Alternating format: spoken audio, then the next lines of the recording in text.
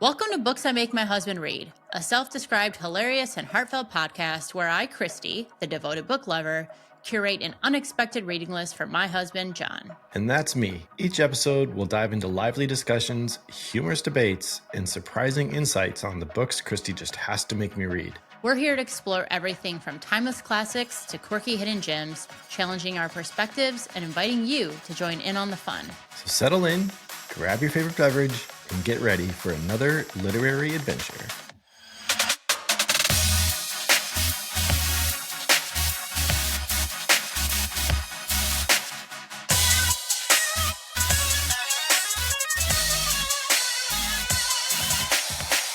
Hello, listeners, and welcome to Season 3, Episode 7 of Books I Make My Husband Read. I'm your host, Kristy. And I am husband John, the one that Kristy makes read all of these books every other week, 24/7. It can't be 24/7. It's only every other week. It feels like 24/7. It's like, here, read this, here, read this, here, read this. You carry the burden well. Thank you. Thank you.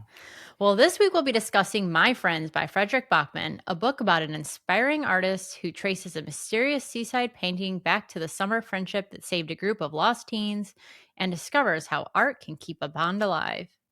If there is ever a spectrum between books, it's this one and the last one we did with The Love Hypothesis. Like, this one was so heavy and just like, yeah, it was really heavy. So this book was so heavy and it was really heavy. That is all. It's so descriptive. So we should have some very interesting dialogue about this book. Yes. So why did I pick this book for John? Well, this is actually a book that I had not read before recommending it to John. I had been seeing it everywhere. I have read several of Fredrik Backman's other books, including Anxious People, A Man Called Uva, and Beartown, and had just really enjoyed his writing previously and was seeing this book everywhere. And since I enjoyed those other books, I thought, hey, this was a great book for us to read together. That's cool. We actually did read this one together, which doesn't happen very often. Thanks to our road trip from DC to Detroit, we were actually able to listen to this entire book front and back from there and back. So we actually did get to listen to it to each other. I'm honestly still not sure what I'm going to say about this one. I definitely have some mixed feelings, but we'll get into that in due time. But before we get into any of those fun stuff, we wanted to let listeners know that the last episode this season is going to be our season recap. And from there, we're going to take a little break for the holidays, spend some time with family, and then come back to y'all for season 4 in January. I bet you're so happy that my Christmas gift to you is no more required reading for the year. Yes, I am. However, I can totally already see the fact of like, hey, we're in a holiday break, but you should get ahead of your reading over the holiday break. See, there it is. You got to get ahead for season 4. Oh, Lord. What I have on the lineup already. I don't know. What do you got? I actually didn't plan to say this, but speaking of season 4, if there are any listeners out there that have recommendations of books that I should have John read for season 4 or that maybe I haven't read either and we should read together because you would think it would be a good discussion for us, then feel free to email us at booksimakemyhusbandread@gmail.com, or you can send us a DM on Instagram or TikTok. And I would just love to hear from our listeners. Right on. Okay. That doesn't freak me out at all. That should be fun. And also, this is fine. Everything's totally fine. If you're enjoying the show, please remember to follow us on Instagram, TikTok, or rate us on Apple Podcasts, Spotify, even though Spotify is still evil, wherever you might be listening to this. Maybe it's always been evil. Probably. But a lot of people are on it, and I get that. Yeah. But it helps other people like you, other listeners like yourselves, discover our show, and we greatly appreciate it. So, yes. Well, are you ready for that spoiler-free book summary? No, but I guess we should probably do it anyway. Most people don't even notice them. 3 tiny figures sitting at the end of a long pier in the corner of one of the most famous paintings in the world. Most people think it's just a depiction of the sea. But Louisa, an aspiring artist herself, knows otherwise, and she is determined to find out the story of these 3 enigmatic figures. 25 years earlier, in a distant seaside town, a group of teenagers find refuge from their bruising home lives by spending long summer days on an abandoned pier, telling silly jokes, sharing secrets, and farting and committing small acts of rebellion. These lost souls find in each other a reason to get up each morning, a reason to dream, and a reason to love. Farting was a fair amount of the There's plot reference a lot or in this whole book. storyline. But out of that summer emerges a transcendent work of art, a painting that will unexpectedly be placed into 18-year-old Louisa's care. She embarks on a surprise-filled cross-country journey to learn how the painting came to be and decide what to do with it. The closer she gets to the painting's birthplace, the more nervous she becomes about what she'll find. Louisa's proof that happy endings don't always take the form we expect in this stunning testament to the transformative, timeless power of friendship and art. And that is the summary of this book. So now, listeners, from this point on, we shall have spoilers. They will be bright and colorful, and if you aren't a fan of art, you should probably just pause and exit now and come back when you find yourself cultured. How rude. Just kidding. All right, you went first last time, so I will tell you what I think about this book. Thank God. So I can make up my thoughts before you finish. Well, I honestly, you said this to me, I think yesterday, the day before, when we were talking about when we were going to record, and you said you didn't know what you were going to say or rate the book or something like, or how you said, I don't know how I feel about this book. And that's how I feel about this book. So I wrote a book review a couple days ago. I ended up actually giving it 3.5 stars. I rounded it up to 4 because you can't give half stars on Goodreads. Right.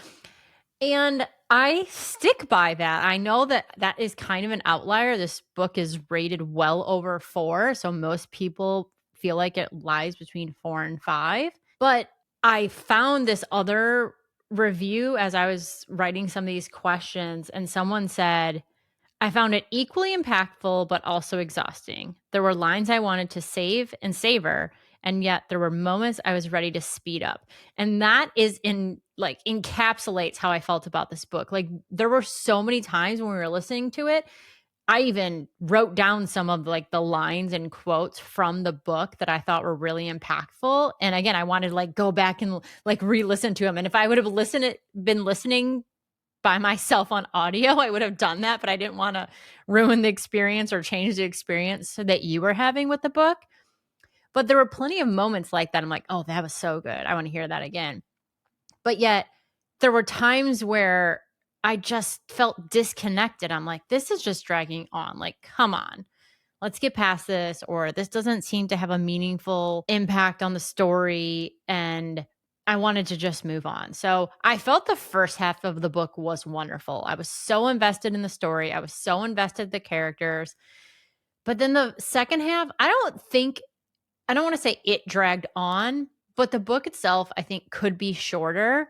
And I don't know. I just didn't love it how I thought I was going to love it. Yeah, I think that's completely fair. I think for me, you know this about me over the course of this little journey of ours, this little podcast journey. I love a good character-driven book, and that's all this book was. I felt it was totally all characters and a really soft plot. It was just about the story of this painting, the origin of this painting, and then all the characters that went into influencing the artist into this painting. And I agree. I don't know that I would say it I felt it dragged on, but it was definitely a slow burn for sure. Yeah, I don't know. It just didn't feel tied up. It didn't feel like the thread through the whole thing was strong enough to withhold the whole thing. So, I mean, I will also say this. There were no trigger warnings, and there absolutely needs to be trigger warnings in this book because there was a lot of trauma and really heavy topics. Yeah, child abuse and domestic violence and a lot of stuff going on. Yeah, I agree. And I love books about found family. I love stories about unlikely friends, which we have here. Love sure. that. Actually, that's one of my favorite things. Margot and the 100 Years of Margot and Lenny. There's another book I read where this young girl and this guy are delivering books, and I can't remember the name of it, but it was just lovely. I love when young people make friends with old people. I just love that. And I really liked Ted and Louisa's friendship, but there just wasn't enough of it. Yeah. Yeah. I agree. All right, so let's dive into the questions. So the book is about friendship, broken homes, and finding your people. Why did Kimkim, you are, Ted, and Ali share such a strong connection? I think for them, it was circumstance a little bit. I think it was the environment that they each sort of individually grew up in. I think it sounded like they came from a really small town or area. And so your friends are kind of forced upon you in scenarios like that. I would know. I I grew was up in like, a do you small have any ass town. experience with that? I do.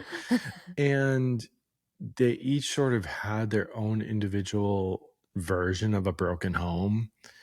And I think they found solace in that. I think they found comfort in each other's, like, not uniqueness, but like, yeah, what word am I trying to think of? Like, well, okay, I guess maybe let me say this. They each had a hole that they needed to fill within themselves, and I think they found that within one another. Like there was Mm. Ted's, like, sort of, he was very shy and awkward, and he found a group of kids that would help him like come out of his shell. Or like UR was very rambunctious and chaotic, but Kim was kind of quiet and like reserved. And I think they found balance in all those individual traits within each other. But there was like a connecting tissue of their home life or their like broken homes or their like circumstances, like I said. So I guess that would be my answer to that question. What do you think? What drew them together for you? I mean, I think what drew them together is obviously they're all from broken homes in some capacity. They're kind of like misfits in a way. That's the word. But Yes. Thank you. That's the word I was looking for. but I Misfits. but I think the reason their connection is so strong is because it's the only when they're together with each other, it's like the only time they get to be kids, like real kids. Great point. They're not dealing with the trauma at home. They don't feel like they have to come to the group and explain the trauma at home. Like the people know, or other kids know, they're supportive. They have their backs in whatever way they can. You have kids bringing others food when there's like food scarcity at home for some of them. So They can like be they themselves. can be themselves and not be embarrassed by it or judged by it. They're just like these are my people and they're providing what I need. And I don't have to like say, "Oh, can I have like food from my friend? I didn't get enough to eat at home." The friend's just like, "Here's some food." Yeah. Or here's a safe space, or they're encouraging each other's, gifts and talents and things like that. So, Yeah. I feel like they get to be kids when they're around each other, and that is so special because, like I said, each of them are coming from like broken homes, homes of trauma, homes of violence. Yeah. That's a great point. Yep. I would totally agree with that. So, shifting to our other timeline and our other main character, what are your thoughts about Louisa as a whole? How did she change from the beginning of the novel to the end? I thought Louisa was like an entertaining character. I thought her spunk was pretty spot on for an 18-year-old, 17, just turning 18 in the course of the book. I thought she brought a good, again, like kind of a balance with Ted in that dynamic too. Kind of like what I was mentioning with the kids. Her like polar opposite of Ted, and I think they both like supported or not support each other, but balance each other out. How does she change? I think the biggest change for her is probably just in a state of trust and also a state of grief. I think through her journey with Ted and through those stories, she was actually able to process the own grief that she was feeling and didn't know how to process or didn't know how to live with her friend Fish. And she was carrying all that guilt or weight or whatever it might be. And I think she was able to relinquish a lot of that through the course of the book, through this journey that Ted kind of shared with her. Yeah, I agree with that, and I think she saw almost like an example in Ted that been able to like he's an adult processing this, but still having, some similar feelings that like she had when Fish died and he's having now or going through now with Kim dying. And I think she like looked to him to like how she lives with that going forward. But also I'm going to say is that I feel like she lost Fish and she felt like Fish was her family and she felt like she couldn't get close to people because people just die. But she ends up finding a new family, in a way. And she's, I guess, open to that, where she's like kind of closed off before. And now she's like very open to it, or like through this journey of her. Yeah, I agree. I think another point to that too is that she wound up, I think through this journey, she discovered that not all men are evil Oh and yeah, she we could haven't trust yeah. men from a point as well. Like she, you know, a kid of the foster system and that sort of thing. And she talks about all the abuse and things like that that she survived over the course of her youth. And she just had real trust issues with people and with men in particular, which was totally understandable given the stories that she shared. And so I think that wall for her softened as well, that, you know, she was able to see men in a different light through Ted and through You Are and that sort of thing. So I think that's kind of another journey for her. Yeah. So among our seaside teens, whose voice or struggle felt most vivid to you and why? Oh, I think the obvious answer there is You Are's. I think his was definitely the most vivid. I think it was the most talked about. He was the most animated. It was his story with his parents, with his mom. It was his mom and dad were talked about the most throughout the whole book. His trauma and his home life were talked the most about. I think he was really kind of the crux and really the center cog of that entire group. It's just really fascinating to hear a kid like that come from a place like he did, but be the one to push and promote everyone around him. Like he really had the most love to give, which is wild when you think about the home that he came from. Yeah, I'd agree with that. I mean, I felt terrible for him. And I mean, more than halfway through the book, you and I had even talked about like either he's dead because his dad killed him, or maybe he kills his dad and he goes to jail. Like I was fully expecting him to be mostly dead. Yeah, And same. then he turns up and is alive in like the second half or third of the book. And I was like, oh, I was actually really surprised by that. That was He had really surprising. Yeah, he that had was a been nice in twist. prison, so I think some of that violence he, experienced as a child still had an impact on him, and as an adult and as a child. I mean, he was getting in fights, and were they for honorable reasons to defend his friends or defend his person? Like probably, but It's hard to tell. Yeah. right, exactly. So yeah, I don't know if I would call him like the cog, but as you say that, I can see like that as part of the story. I wouldn't have thought that like while I was reading it.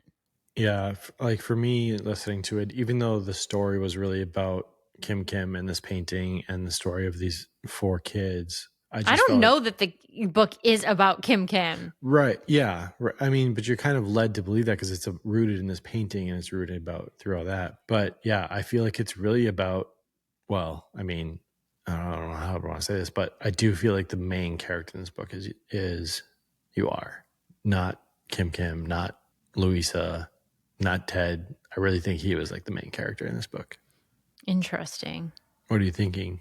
I can see your brain waves moving. Well, when you said it's about Kimkim, I disagree with that. I don't think the book's about Kimkim, and I actually don't even think the book is about the painting.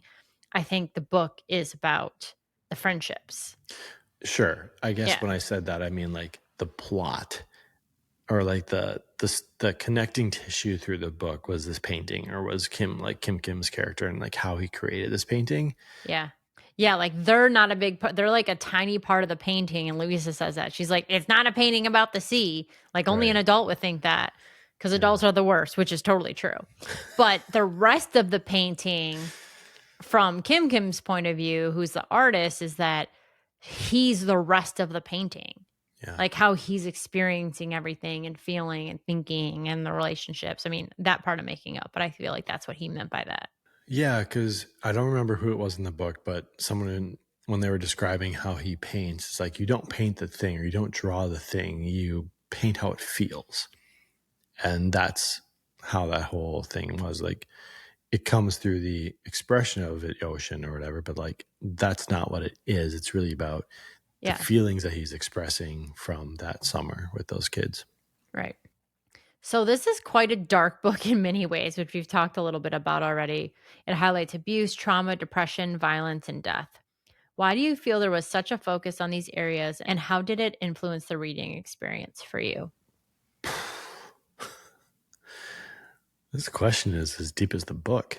I mean, just really heavy at times. It's really I think the whole book is incredibly heavy. It starts Yeah. off with Louisa I mean, there's some and the death of funny her friend, moments in and it, but yeah, sure, for sure. I think those came through similarly in how those kids probably experienced it. Like they had to find humor somewhere. They had to find lightheartedness somewhere because death and abuse and despair was just like all around them at all times otherwise that summer, so or through their lives. How did it affect the reading experience? I don't know.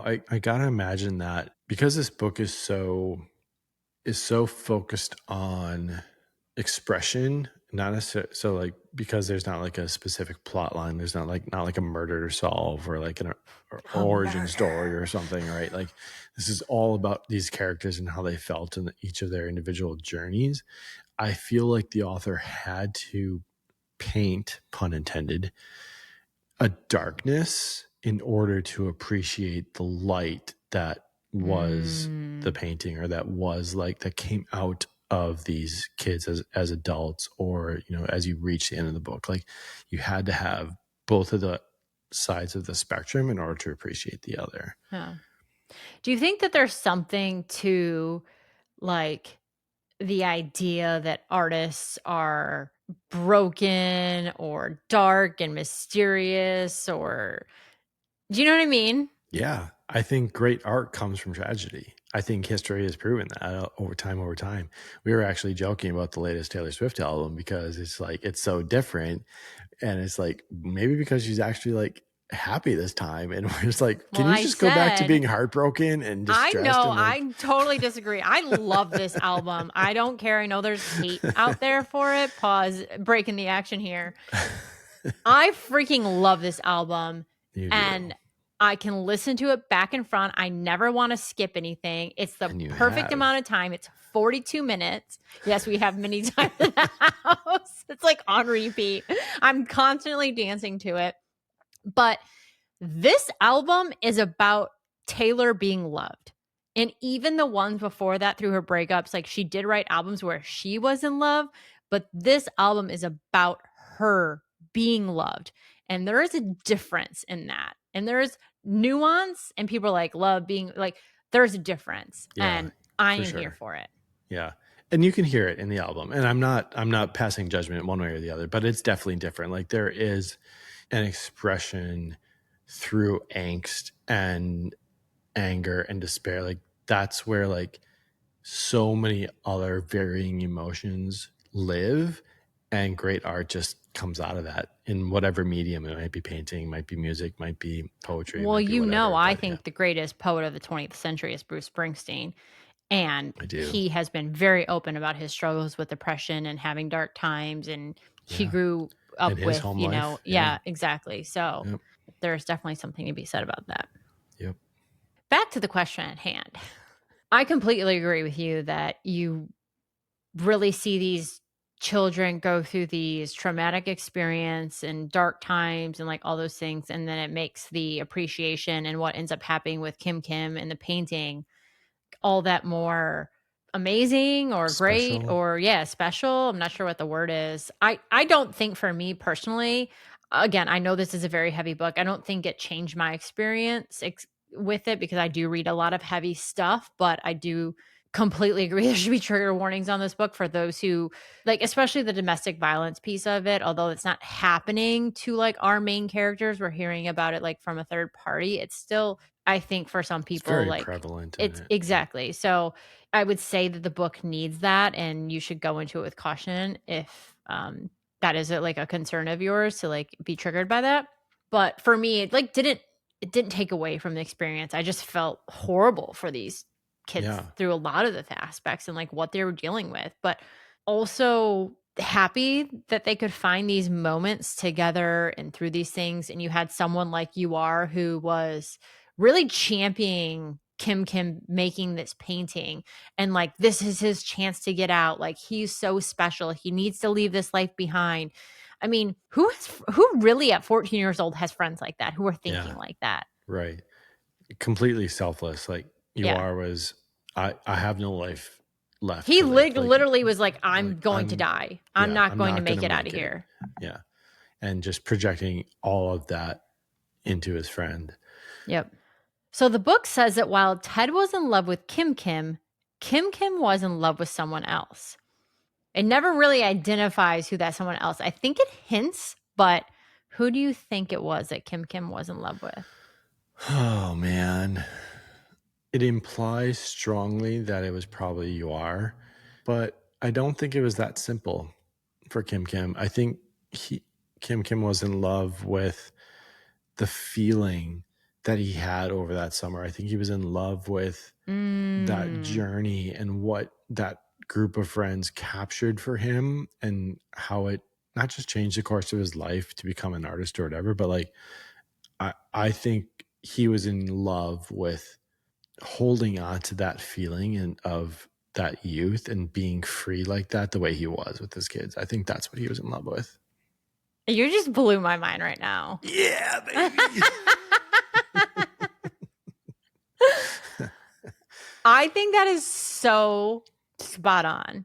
He's like chase in a way because they talk about, or Ted talks about how the lifestyle he led after the painting, and he becomes world famous and he has all these experiences and he's traveling, and then he finally like decides to come back and him and Ted live together. And I think, yeah, you're right. Like he couldn't love someone because he's out there like chasing that feeling and trying to get back to that feeling and maybe wholeness of what he felt that summer with his friends. Yeah.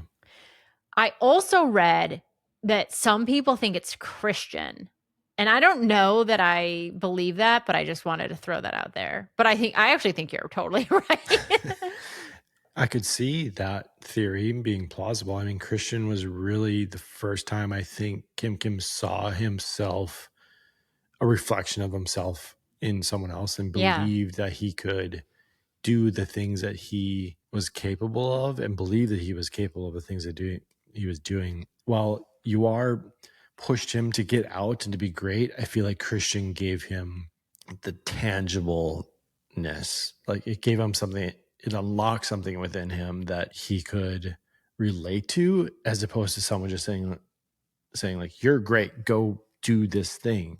I think he saw himself in Christian. I think, yeah, I could see a love for him in that way. So it's actually close to my next question. So let me read that and then we'll unpack, because I want to unpack a little bit more about what you said. So Christian's the janitor and at the school where, oh, actually he's the like substitute janitor at the school that the kids go to.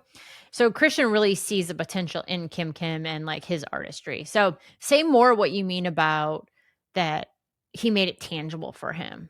I think it was the first time that Kim Kim saw art from someone else that he could relate to, someone else who was also broken, someone else who also wasn't Oh, perfect, I someone see. else who was a kid. And So it made it like more attainable. He's like, oh, I actually can do this. attainable. And yeah, none of his other friends were artists in that way. And then that just creates a very unique and special bond, I think, with Christian than with any of his other friends, that he felt extra comfortable being himself around Christian that he wasn't really able to do even around his other friends. Yeah, I think that's fair.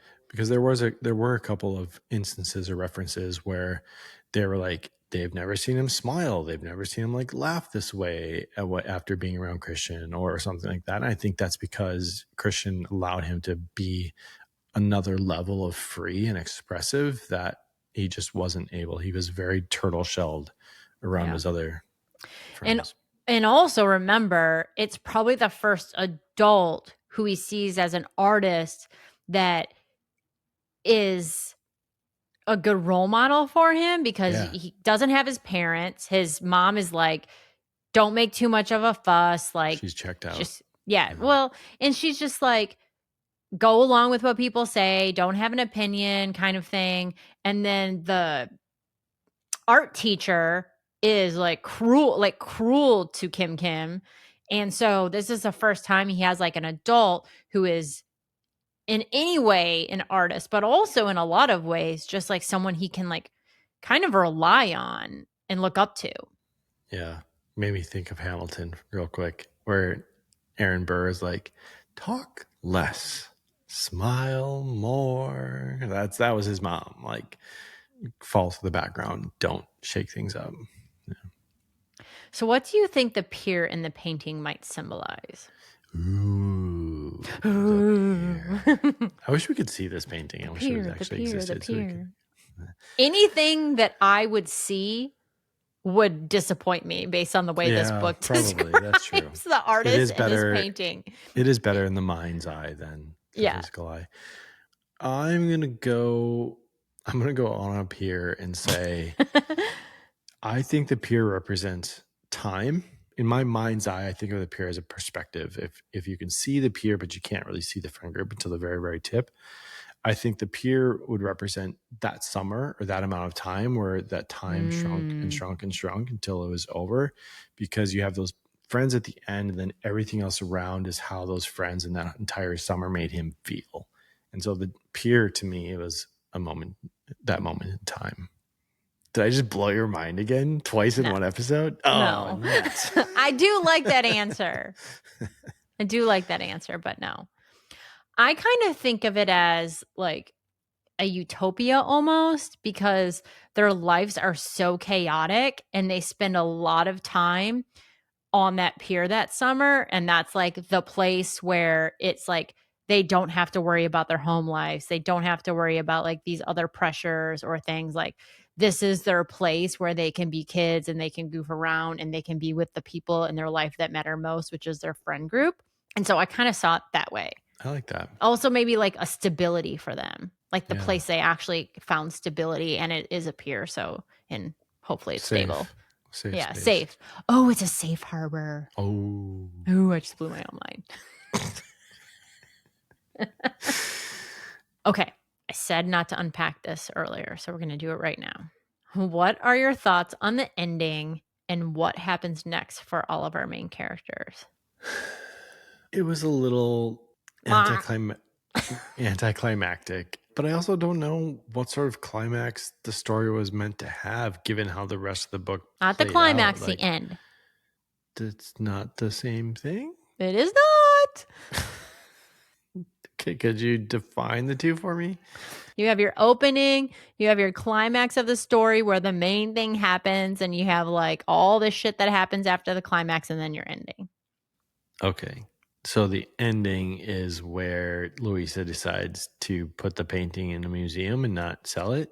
Yeah, that. And then she goes off and she goes to her art school. And yeah, I think my stance probably stays the same. It felt a little anticlimactic. However, once it was clear that was the decision that she was making, when she stated why she was making that decision, she's like, if I looked at this art only as money, anything I ever created, that would be my only prism that I saw things through. And she's like, I wouldn't be able to create again in the same way. I'm like, that makes a ton of fucking sense to me. No, that's ridiculous. I'm sorry, that's fucking ridiculous. I don't think so. Not for artists like that. Not for artists that like express themselves in such a like, from an emotional standpoint and feeling. I don't think they can create in that way when they're only like, I have to create to meet this deadline, or I have to create to do this thing. No, I think that's a completely different level of artistry. So, okay, hear me out. Go ahead. I'm not saying she needs to like just sell this painting for $20 million or whatever, it was. Okay. I'm not saying she needs to sell it and like keep this money and then never do whatever she wants, like with her life. However, it was important to her that this be in a museum. I totally understand that. And I imagine, since a lot of paintings go on loan, that you could say, there's like a stipulation in the selling that you have to display this in a museum, like X amount percentage of time that you like own this painting. I also imagine there are museums who pay for art too. Hold on, I'm not done. Oh, No, hold on, oh because my this God. is an important part. It's not just about the money.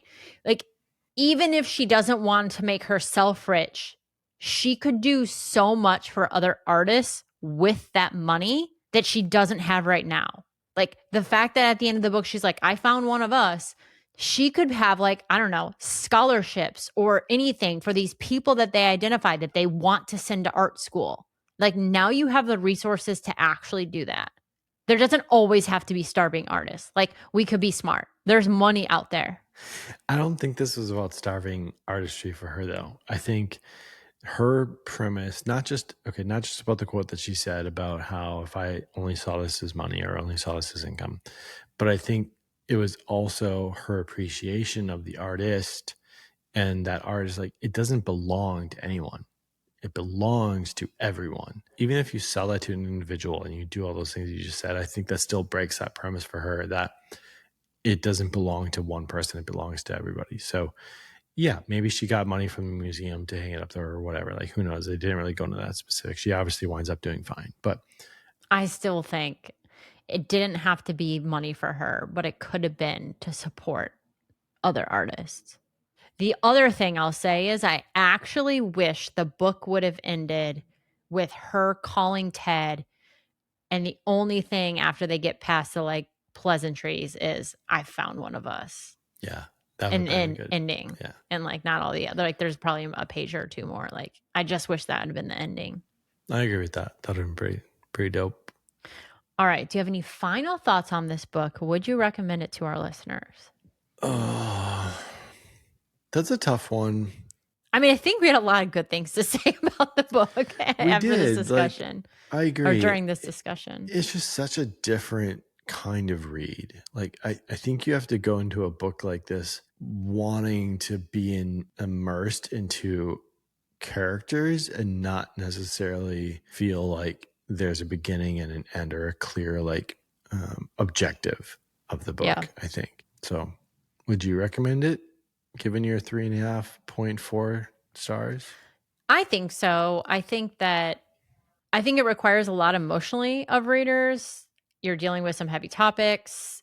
It is like you said, it's a slow burn. It's not, I mean, if this book has like the traditional, like whatever the beginning before the climax is Arcs. called, it Yeah. is, yeah. If it does not have a traditional arc, like I feel like it's very like even like linear across it. There's no like high points or anything like that. It's just about these things happening.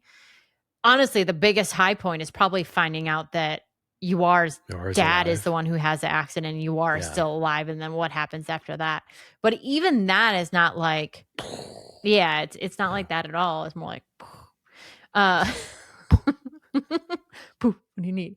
But I think, I mean, if you like some of Fredrik Backman's other books, I think you're going to enjoy this. I think that's very indicative of his writing and like the stories he tells. It's really about the people and the characters and the people around them and the friendships and things that they're building. Like the unlikely friends is a very big theme in A Man Called Uva. I think that if you like that, like you'll really like this book. I think that there were moments where it felt a little draggy for me, but like obviously other people are loving this book. Like we or I are like definitely like the outliers on some of the like maybe our criticisms of it, but I wouldn't tell someone not to read this book. I still found it enjoyable. Yeah, I agree. It makes me think too how many times we talk about like books are very much moments in time too, and like what mood are you in Yeah. to read this book. And I wonder for me if having come off the last two that we just did, if I would look at this book a little bit differently because of just like the cadence and different styles, if I would have been in a different mood. But I agree. I would not recommend this book to somebody. Yeah. So you would recommend it. Right. Double negative. And like we said earlier, or I said at the top of the show, there were so many moments where I was like, oh, I want to highlight this. I want to savor this. I want to think about this later. I literally have quotes from the book that I texted to myself to save for later. Yeah. And I think that speaks to just like, it's a very thought provoking book for sure. Yeah. And that's just indicative of these kind of like very character driven books. Yeah.